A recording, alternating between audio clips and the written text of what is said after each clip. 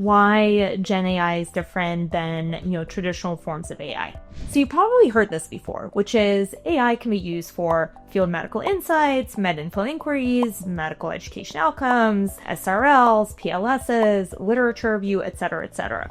All of these problems have existed for a long time. So what makes Gen AI different, and how does this wave ultimately impact a lot of these use cases? These problems have existed before, right? And there have been AI tools that ultimately have tried to solve these problems. So here's the one critical difference between generative AI and more, let's say traditional AI that were not transformer-based architectures, or what I mean really are not large language models. So before Gen AI, there was this AI called NLP, natural language processing. You guys have probably heard of it. NLP has been used for a variety of things for decades. And historically for things like field medical, etc., it could be used for things like tagging, right? Or maybe extracting keywords, etc. But oftentimes, given the way that the technology was structured, it was fairly rudimentary and kind of hard to guide or hard to personalize, or maybe hard to capture the full nuance, especially of what medical content like field medical insights, etc., really had to offer.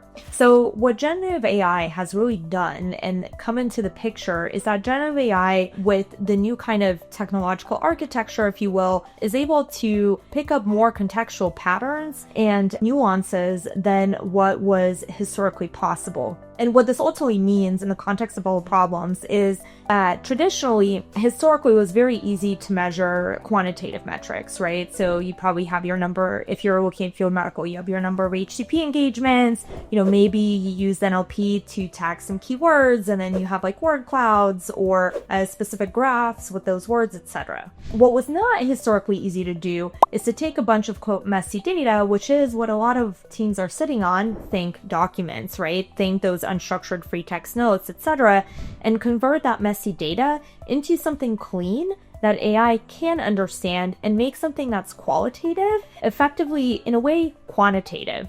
That was historically very hard. So really, that's where generative AI comes in, and as a technology, for the first time, you're able to take this, and it's able to much easier, much faster, with a lot more nuance, take this messy data, like literature PDFs, right? Like med-info, like medical education outcome reports, like field medical insights, and transform this messy data into something clean that we actually can start to measure, which is why measuring impact now for medical affairs has become so much easier. The technology is finally caught up to enable that process to become easier. At a high level, what the difference is between more traditional AI and generative AI, and why this technology, I think, is at a pivotal point in time, and why medical affairs, especially as an organization, is the right organization to take advantage of it.